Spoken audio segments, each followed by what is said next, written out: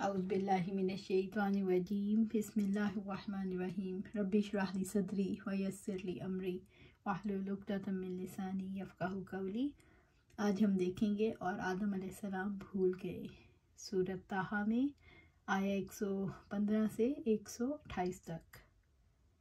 हमने इससे पहले आदम अलैहिस्सलाम को एक हुक्म दिया था मगर वो भूल गए और हमने उसमें अज़म ना पाया। याद करो वो वक्त जब हमने फरिश्तों से कहा था कि आदम अलैहिस्सलाम को सजदा करो, वो सब तो सजदा कर गए मगर एक इब्लीस था कि इनकार कर बैठा। इस पर हमने आदम अलैहिस्सलाम से कहा, देखो ये तुम्हारा और तुम्हारी बीवी का दुश्मन है, ऐसा ना हो कि ये तुम्हें जन्नत से निकलवा दे और तुम मुसीबत में पड़ जाओ। यहाँ तो तुम्हें ये आसाइशें हासिल हैं कि ना भूखे नंगे रहते हो, ना प्यास और धूप तुम्हें सताती है।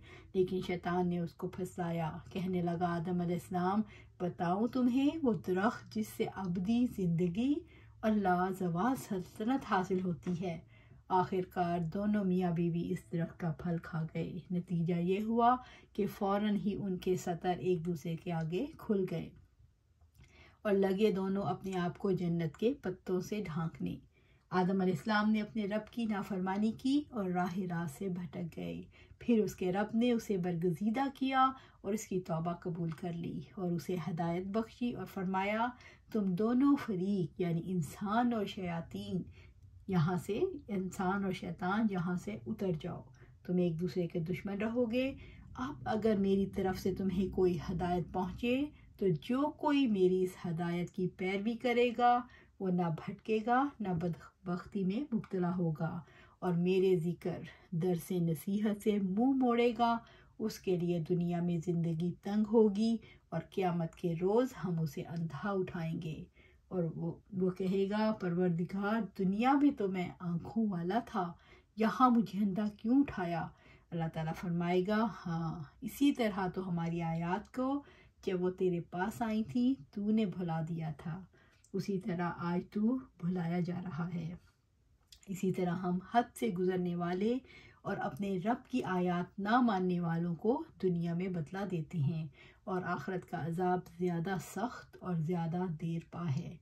फिर क्या इन लोगों को तारीख़ के इस सबक से कोई हदायत ना मिली कि उनसे पहली कितनी कौमों को हलाक कर चुके हैं, जिनकी बर्बाद शुदा बस्तियाँ आज ये चलते फिरते हैं। दर हकीकत इसमें बहुत सी निशानियां हैं उन लोगों के लिए जो अक्ल सलीम रखने वाले हैं।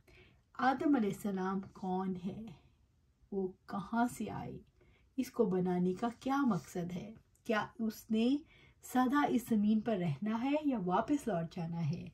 अगर वापस लौट जाना है तो देखना ये है कि आने और जाने के दरमियान जो ज़िंदगी है उसके लिए उसे भेजने वाले ने क्या मकसद मुतय्यन किया। यहाँ इसी का तज़किरा हमें मिल रहा है। रब्बुल इज़्ज़त ने फरमाया, वलक़द अहिदना इला आदम मिन क़ब्लु, हमने इससे पहले आदम अलैहिस्सलाम को एक हुक्म दिया था। नोट कीजिए, रब्बुल इज़्ज़त ने अपनी बात की है कि हमने हुक्म दिया था, यानी हमारे और आदम अलैहिस्सलाम के दरमियान एक मुआहदा तय पाया था। फनसिया, लेकिन वो भूल गया। और भूलने की वजह क्या थी। वलम नजिद लहू अज़्मा, हमने उसमें अज़म ना पाया, इरादे का बड़ा कमज़ोर है। ये हद कौन सा था, इसे देखने की ज़रूरत है। अहद था यौम अलस का, ये वो दिन था जब अल्लाह सुब्हाना ताला ने नस्ल आदम को उनकी पुश से निकाला और उनसे ये सवाल किया था, अलस्तु बिरब्बिकुम, क्या मैं तुम्हारा रब नहीं हूँ, क्या मैंने तुम्हें बनाया नहीं, क्या मैं तुम्हारा मालिक नहीं। सब ने मुश्तरका तौर पर जवाब दिया था, भला क्यों नहीं। इसका मतलब है हम सब भी वहीं शामिल थे, हमने भी अहद किया है, हमारी यादाश्त से भुला दिया गया है, लेकिन हम अहद करके आए हैं। क्योंकि उस वक्त तक इंसान का जहन गाफिल नहीं था। इस वक्त तक किसी किस्म के अगराज का पर्दा उसके जहन पर नहीं पड़ा था। वो खुली आंखों से हकीकत को देख रहा था। आज जो कुछ पर्दा गैब में है कल नहीं था। जब अल्लाह ताला ने आदम अलैहिस्सलाम को पैदा किया था, इस वक्त वो फरिश्तों को भी देख रहे थे, जिन्नात को भी देख रहे थे, जन्नत का मुशाहिदा भी कर रहे थे और इसी की नेमतों से फ़ायदा उठाने का भी उन्हें इत्तफाक हुआ था। जन्नती लिबास भी पहने थे, जन्नत की ग़िज़ाएँ भी खाई थी, जन्नत की खुशियों भरे माहौल में भी रहे। इसका मतलब है आदम अलैहिस्सलाम की क़ुव्वतें इस वक्त मुख्तलिफ थी, जो क़ुव्वत आज नस्ल आदम अलैहिस्सलाम के अंदर है। उसके मुकाबले में पर्दा गैब के पीछे वो हकीकतें छुपी हुई नहीं थी, इसलिए उस वक्त देखना, सोचना, समझना, एहसास करना और शऊर रखना बहुत आसान था। कुछ लोगों का ये ख्याल है हमें तो चूँकि इस माहदे के बारे में याद नहीं, इसलिए खुदा मालूम वो हुआ भी था या नहीं। असल बात तो ये है, ये रब्बुल इज़्ज़त ने कह दिया है माहदा हुआ था। जब मालिक कायनात ने कह दिया यह हद का मामला हुआ था तो हमने मान लिया, अब याद हो ना हो हम ईमान लाने वालों में से हैं। और सबूत भी तो मिलता है इसका, खुद इंसान की फितरत के अंदर देखिए। इंसान जब कोई अच्छा या बुरा काम करना चाहता है, हर काम करते हुए एक सदा अंदर से ज़रूर बढ़ती है, अच्छा हो तो इत्मीनान, बुरा हो तो खिलजान। इंसान अंदर से बुरा महसूस करता है, उसके बारे में शक में पड़ जाता है, अंदर शुबा पैदा हो जाता है। तो ये जो अंदर की खटक है, ये इस माहदे का सबूत है, क्योंकि रब्बुल इज़्ज़त ने इंसान को जब बनाया था तो उसकी अच्छाई और बुराई उसको इल्हाम कर दी। जैसा कि कुरान हकीम में रब्बुल इज़्ज़त ने फरमाया, फ़अल्हमहा फ़जूरहा व तक़वाहा, हमने इंसान को उसकी अच्छाई और बुराई इल्हाम कर दी। इसका मतलब है एक माहिदा हुआ था, अगर हमें याद नहीं है तो हमें तो अपनी पैदाइश का वक्त भी याद नहीं। उस वक्त जब हमने इर्द गिर्द के माहौल को देखा था तो क्या कैफियत थी? क्या ये थी कैफियत? पहले रोए थे, फिर माँ ने कैसे संभाला था, कुछ भी तो याद नहीं। माहिरीन नफ्सियात कहते हैं कि 18 माह की उम्र तक बच्चे की शख्सियत पर जो असरात मुरतब होते हैं वो लाजवाल होते हैं, यानी वो ख़त्म नहीं होते। और लाजवाल इस्तिलाह में मैंने इसलिए इस्तेमाल की कि इंसान अब्दी मखलूक है। आप कहेंगे हमने तो फ़ना हो जाने वाले हैं, हम तो फ़ना हो जाएंगे, हम कैसे अब्दी हैं? तो अब्दी इस हवाले से कि अल्लाह ताला ने हमें फ़ना की मंजिल से गुजारना तो है, लेकिन कुछ अरसे के लिए, फिर दोबारा ज़िंदगी मिलेगी तो कभी ख़त्म नहीं होगी। दुनिया में जो ज़िंदगी मिली है, अगर वो वक्ती तौर पर कब्ज़ भी कर ली जाए तो फिर दोबारा वापस कर दी जाएगी।